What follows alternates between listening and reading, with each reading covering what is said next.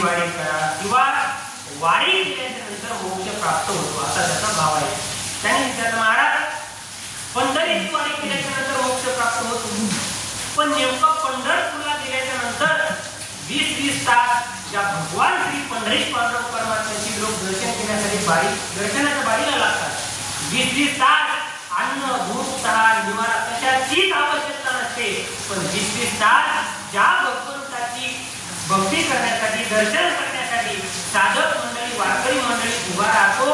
नेमका तो देव पुन्हा पंढरपुराला अभंगाच्या दुसऱ्या चरणात कुंडली कधी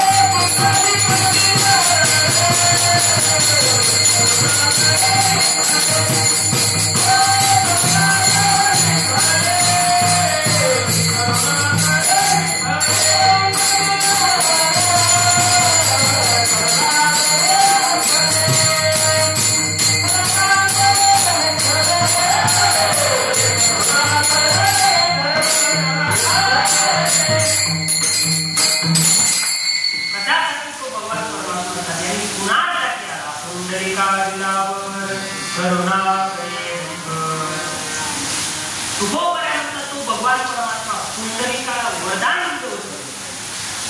भक्त पुंडलिक, आपण पंढरपूरला जातो ना, पंढरपूरला गेल्याच्या नंतर मला सांगा, सर्वात अगोदर दर्शन आपल्याला भगवंताचं घ्यावं लागतं. पुंडलिकाचं का?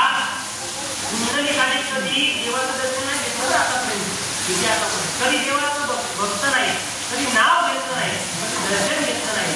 महाराज नेमकं देवापेक्षा पुंडलिकाचा अधिकार काय श्रेष्ठ झाला एका मिनिटामध्ये सांगतो. शंकरा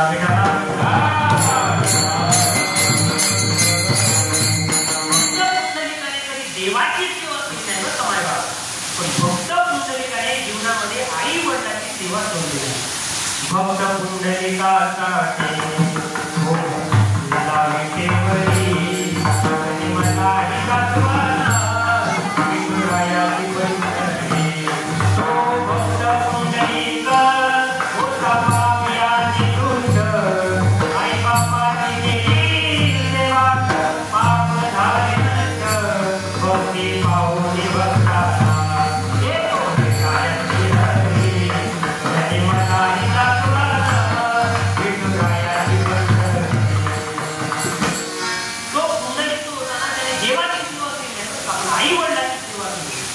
पुंडलिकाचे आई वडील म्हणजे अंध होते. अंध आई वडिलांची पुंडलिक सेवा करायची. एक दिवस भगवान श्रीकृष्ण परमात्मा वैद्याचं रूप घेतो. परीक्षा घ्यायची होती ना, देव परीक्षा घेतल्याचं काही दिसत नाही का आपल्याला. आपल्या जीवनात एखादं संकट आलं तर असं समजायचं देव आपली परीक्षा घेतो. कारण एक झोली में फूल भरे एक झोली में फूल भरे एक झोली में काटे, अरे तेरे हाथ में कुछ नहीं डाले तेरे हाथ में कुछ नहीं डाले तेरे हाथ में तेरे हाथ में तेरे वाला तेरे हाथ में तेरे वाला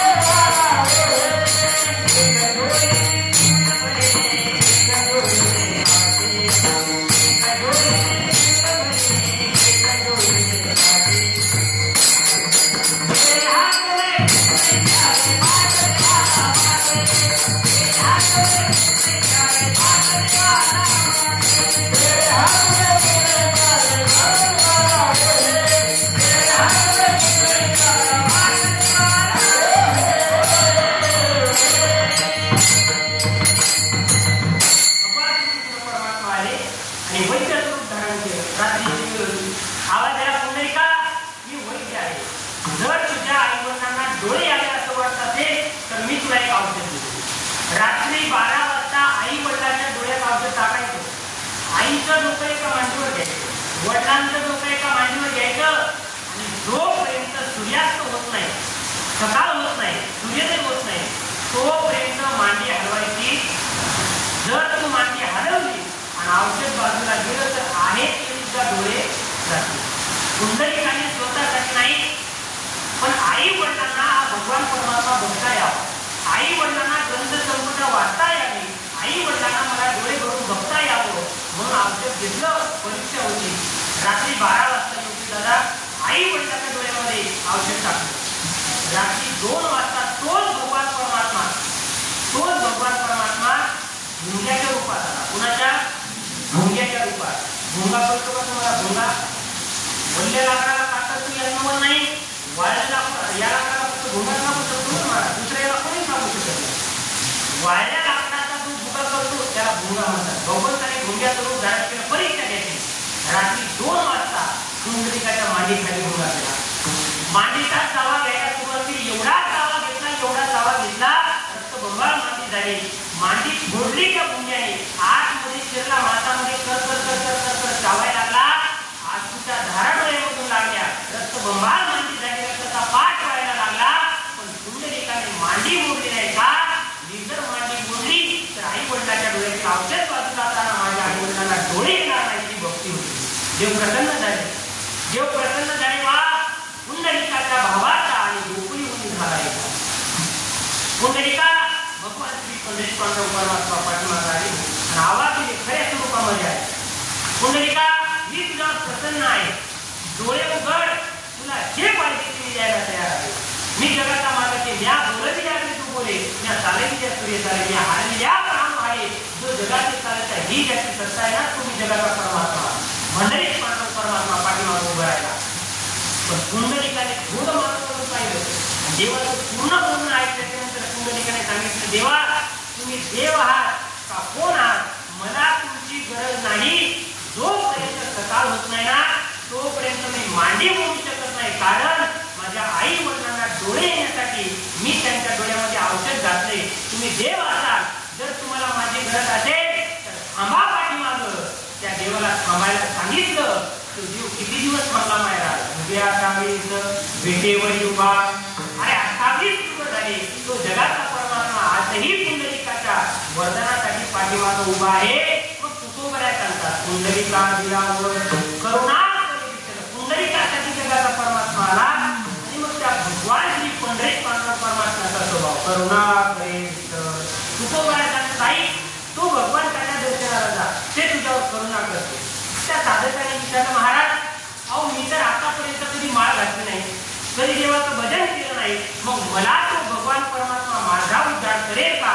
तर तुकोबऱ्या म्हणतात, तुझ्यासारखा सामान्य नाही, एखादा मूळ पापी जरी केला तरी त्याचा उद्धार होईल.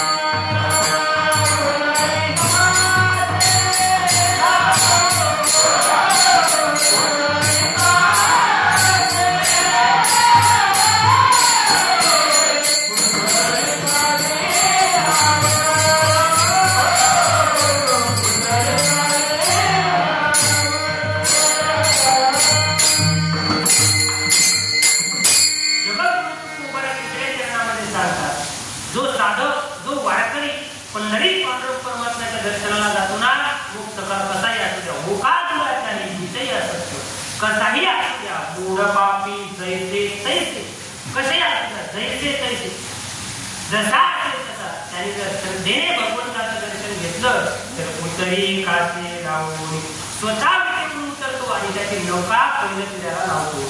मग त्या साधकाने विचारलं, महाराज असं एखादं उदाहरण ऐकावं इतिहासामध्ये. एक विशेष मुलगी होती बघा, कानोपात्रा. 10 मिनिटं राहिले, खूप सुंदर ऐकायचं, जास्त काही वेळ घेणार नाही.